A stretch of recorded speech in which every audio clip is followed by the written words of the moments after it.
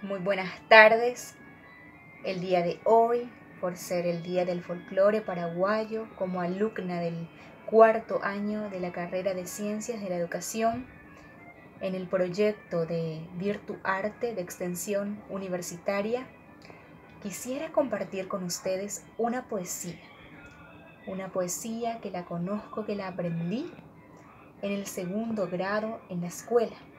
Y el día de hoy quisiera compartir con ustedes. Espero que les guste y se titula Soy de raza guaraní. Soy de raza guaraní, soy galopera de negras trenzas, morena cresta, cuña taí, que mueve inquieta su pie ligero con elegante coniconí.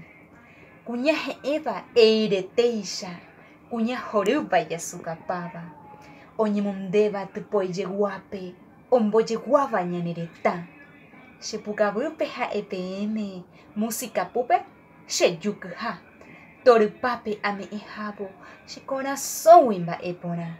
Yo uso pollera muy ancha y encima mi blanco dupoy, mis cabellos trenzados, a sombrero darecoy.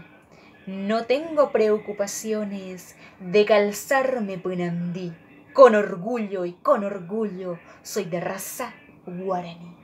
Gracias.